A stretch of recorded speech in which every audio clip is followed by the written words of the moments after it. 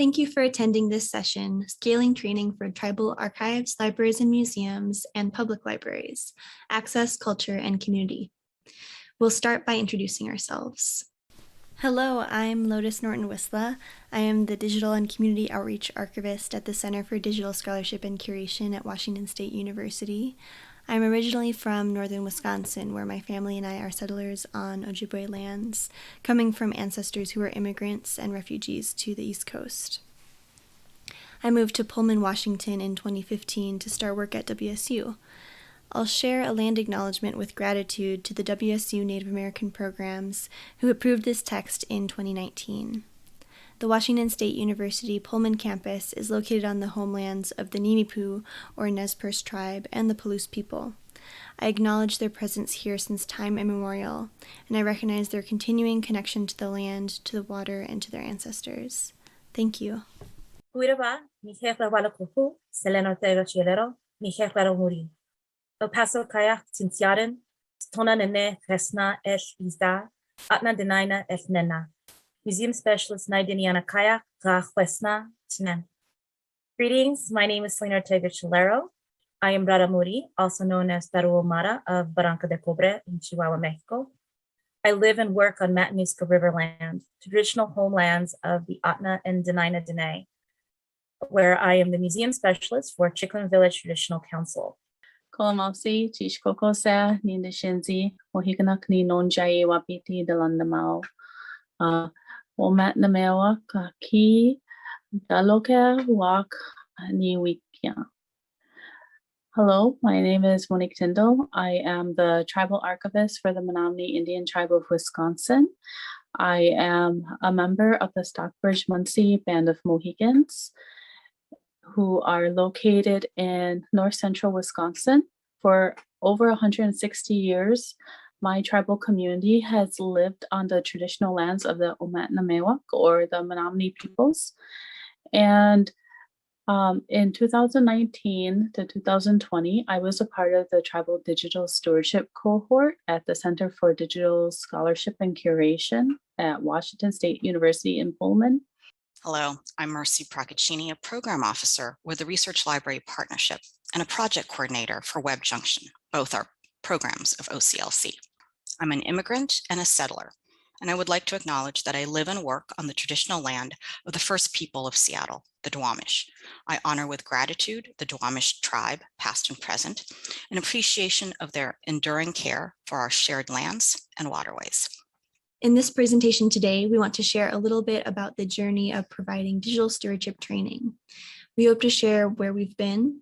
I'll share about the origins of the work from my perspective at the CDSC. We will share what we're learning, including what the training experience meant to participants.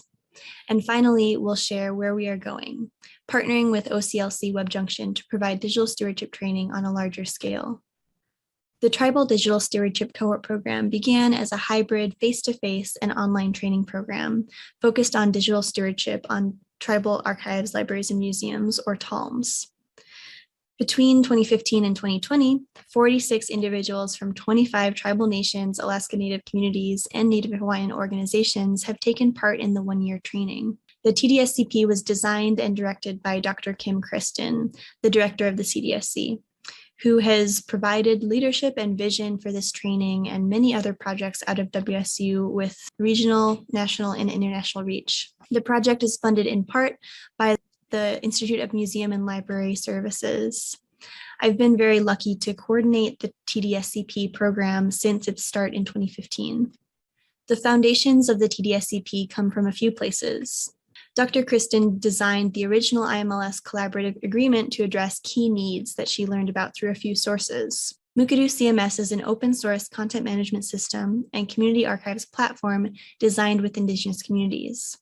In conducting Mukurtu workshops, Kristen and her colleagues learned that many TALMs wanted to provide culturally appropriate online access, but needed more tools and training in digitization workflows, archives management, cataloging, and preservation to be able to get to the point of providing digital access. The Sustainable Heritage Network, or SHN, sought to address this need through hands-on workshops in these areas, at conferences, and arranged directly with communities. But these were still only for a day or a few days at a time. People wanted more training and ongoing support. Importantly, the Sustaining Indigenous Culture Report in 2012 was a national needs assessment of TALMs created by the Association of Tribal Archives, Libraries, and Museums. In this report, Kristen saw the documented need for topic-specific and hands-on workshops and distance learning, as individuals working in TALMs might not be able to leave their institutions to get education. So the TDSCP was developed to address these needs of professionals starting digital projects at their institutions. Kristen researched other cohort models and saw that this was the best method for a training like this. And in the training, we invited pairs of learners from each community. Kristen and I designed the curriculum together with support from Jennifer O'Neill and Omar Polar. We visited each participating community and tailored the curriculum to each different needs each year. These are just a few of the fantastic pictures from over the years when we were in person 4 times over 1 year. We varied the schedules with hands-on training, presentations, work time, and many different types of discussions, whole group discussions, one-on-one discussions, small group discussions, so that each and every day contained these different modes of instruction. We also had monthly online virtual sessions in addition to the 4 times meeting over the year. Every month we would meet online, and then we would also have one-on-one check-in calls with each pair. So from the photos, you can see some of the varied topics that we covered, including digitization workflows. In the upper right, creating an adapted digital stewardship lifecycle based on each community. Providing access using Mukuru and Mukuru Mobile, folks developing policies, and something that we included in the more recent years, the last 2 years, were visits to federal repositories. And a very important combination throughout the different training years was collaborative curation, but we especially focused on it in the last 2 years, working with outside institutions to collaborate on digital projects while also engaging with home communities to describe and enhance digital records and create layered narratives. And this was work that was built from Dr. Kristen's work in the Plateau People's Web Portal and other projects. So there was learning inside and outside of the classroom in the TDSCP. In the lower left corner, you can see the beautiful spread from one of our potluck dinners in 2019, November 2019, as just one example of the many connections that we experienced together. We conducted evaluation and solicited feedback throughout the years, and I want to share some of the key takeaways that cohort members highlighted in their interviews. First, the importance of the cohort model, the ability to share ideas, practice presenting, get feedback, and also the opportunity to learn from the experiences of others. Many people cited that they learned just as much from fellow cohort members as they did from the staff and guest instructors. The work time away from the office was also essential.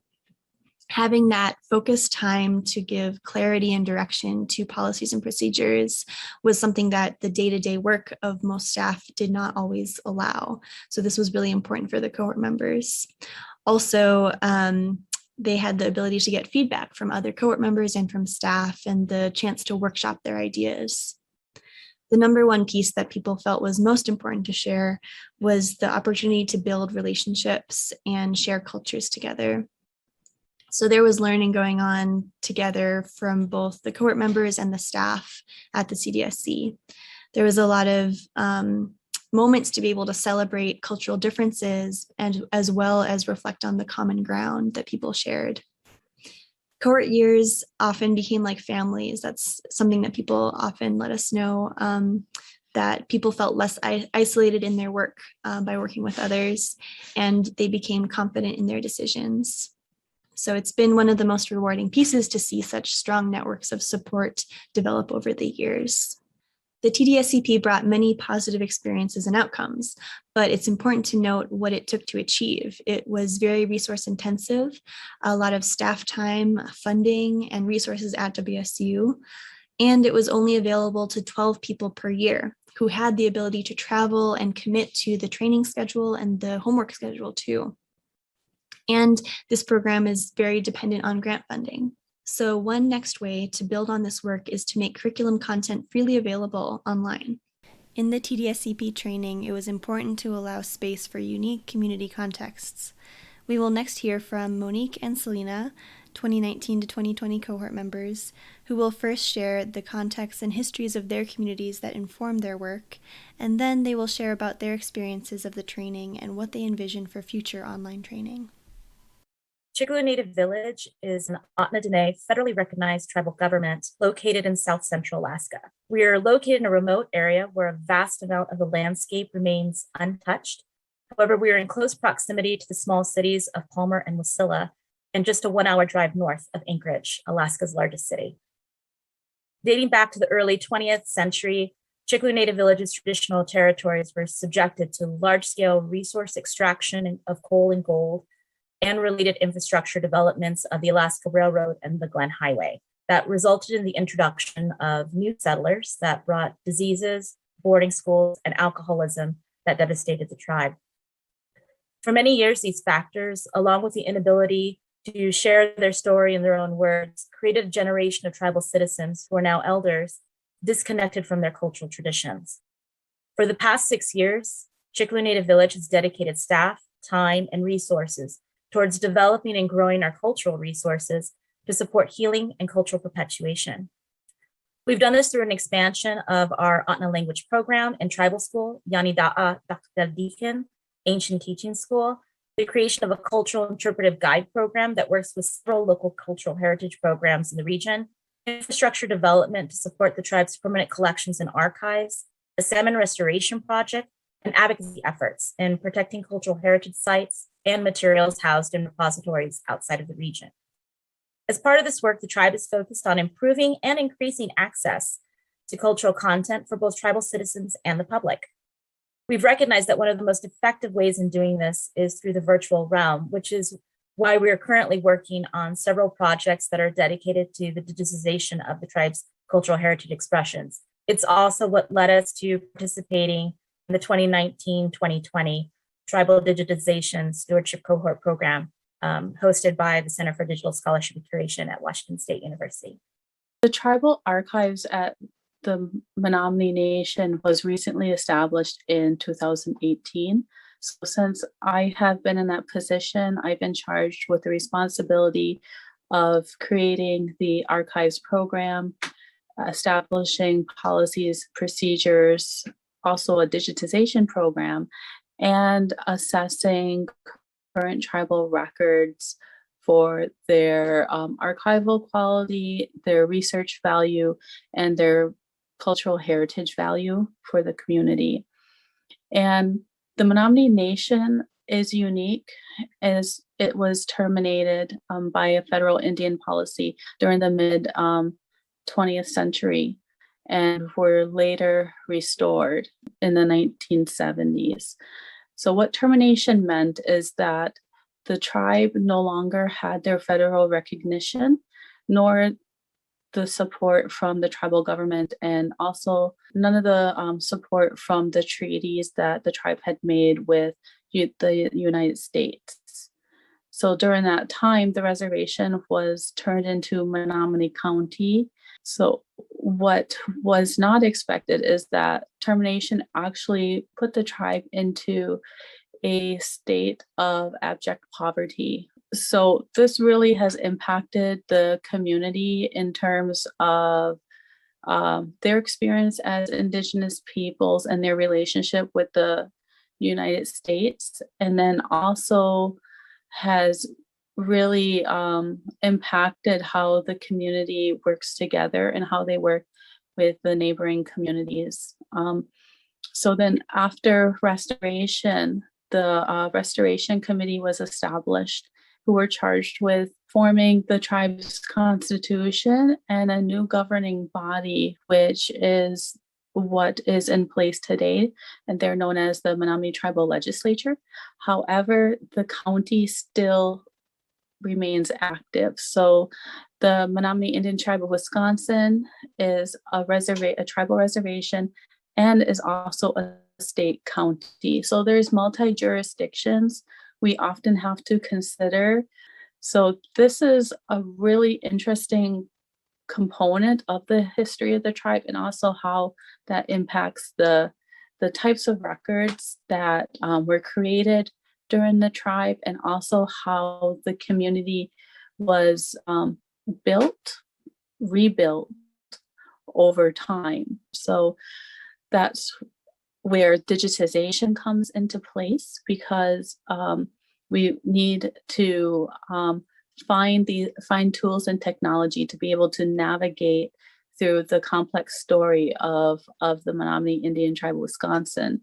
And in order to have access to our records readily, this will support the tribe to better enforce their sovereign rights and their jurisdiction. So one of the questions that came out of our discussions were, what were you expecting from the TDSCP training? And what was on the other end of that? What was the value of your experience?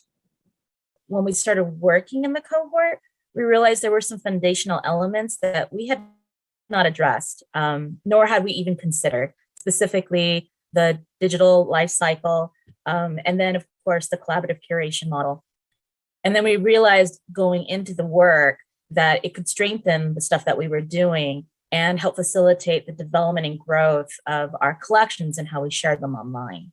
Additionally, we didn't realize we would become a part of this big collaborative family that would support the work that we do while also being a sounding board to bounce ideas off of, express our emotions sometimes, and network.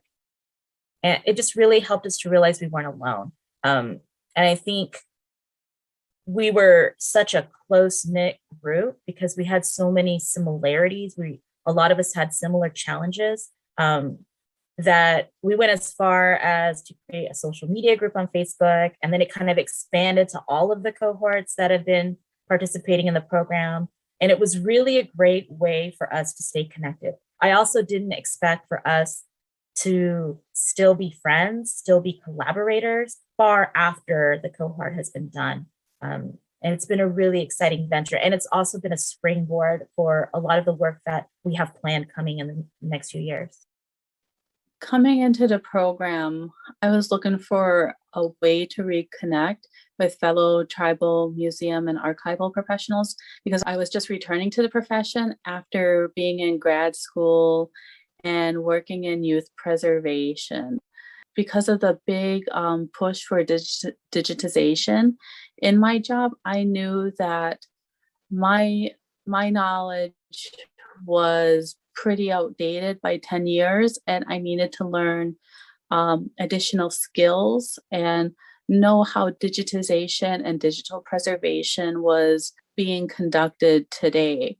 For me, it was like the value of my experience there is unquantifiable, because I now feel competent in creating strategies for caring for digital collections, and the relationships that I've cultivated with my cohort members and the institutions that I have had the opportunity to meet with face to face has created this community of support. So if we ever have a project that we're working on, we have one another to talk about it with and to bounce ideas off of.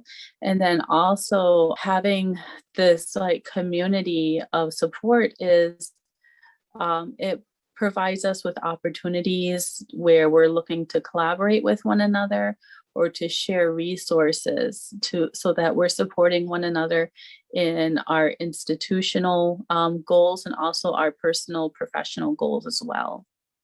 The other question that we discussed was, what would be the priorities in teaching new learners for you? And what do you want to see in a scaled and digital version of the training? My priorities would first be to make sure that participants recognize that everyone is in a different place in the process, and to identify early on what is practical and what is scalable in regards to the work that they hope to produce from the training. Second, I think would have to be sure you're including the right people in the training and the conversations you're having as a result of the training. One thing we learned early on was that We should have had more key decision makers involved throughout our cohort work and process. I think what I would like to see is the ability to develop collaborations similar to how we created our cohort family. We had downtime where we were able to talk amongst ourselves and kind of express ideas that we had and get feedback from the other cohort members. And that really helped us brainstorm and then further develop different steps in the plans that we were creating. I also think participants should really take advantage of building a digital community that they want to become a part of. Don't be afraid to reach out to one another and seek advice and support. It's amazing how your professional world can grow and foster success in your own organization. And I think one of my priorities in teaching new learners is just recognizing that within the cohort, like we all came with the understanding that our communities that we serve are trusting us to increase accessibility to cultural heritage for the benefit of community members. And that might be because our community members don't all live within our traditional lands. Some are in rural locations outside of the community, or live in urban communities, or even are in different countries. And they need that support and access to cultural heritage, because there's been a lot of studies about how culture, language, and our own history is really crucial for trauma healing and healing from trauma, and also for promoting healthy lifestyles and recoveries from addiction. So that's one of the reasons why our history, our culture, and making these things accessible are so important. It's not just for the love of history, the love of culture, but it's also because these are resources that our communities depend on, and it's our way of taking care of each other. And so I think we all came in with that understanding, and that's something that I think would be important to teach new learners, is that to look at the communities that they serve and ask the community, what's important to them, what's important to preserve, what are their values, what really defines their collective identity. And that will help inform the learners' work in this training, as far as how they want to approach digital stewardship, how they want to create a model, because right now we're recognizing that a lot of these models were created outside of the context of our Indigenous ways of knowing, or the ways that our communities function, or the ways that we establish relationships within our community, or even how we relate to our own history and our own cultural heritage. So as like tribal cultural heritage professionals, we're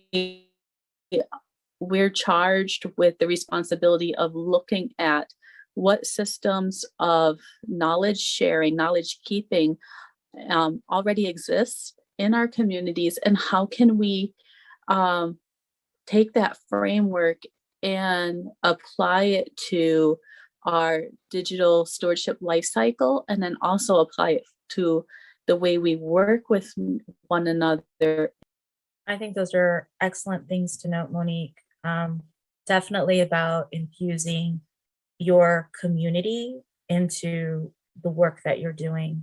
Even for non-Indigenous workers that are going to do this training or want to do this training, I think there's still a way for you to be able to adopt and adapt your plans and your life cycles to be more meaningful to your mission, to the communities that you serve. It's all about you and what you're doing for your community. When you're working with your community to figure out like what are the values, what's important to them, what forms a collective identity. One thing that I would highly suggest that I feel is very important is to really pay attention to whose voices are always privileged and then whose voices always tend to fall into like the back seat, and really pay attention to those voices that aren't always given priority, and speak with those parts of the community, and find a way to use your position to lift those voices so that they are also included in this larger community narrative. Because I think in your position as like if you're a librarian or archivist or museum historical society professional, you have a lot of power and can really use that for the greater good for your communities. As we've heard from Lotus, Monique, and Selena, the Tribal Digital Stewardship Cohort Program provided much needed training to TALM staff, doing it in a way that provided significant benefit to the participants, their organizations, and their communities.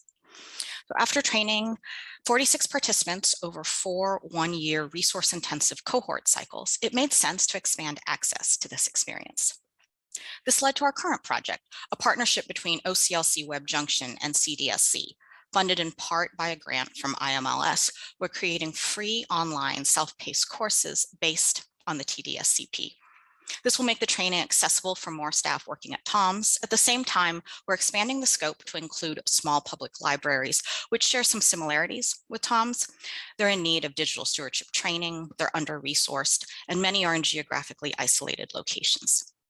So the challenge is, how do we carry over the things that made the original program so valuable and fit those into the very real limitations of the online course platform? This work is in progress. The courses will be released in early 2022. So for now, I'll share a couple principles guiding their development.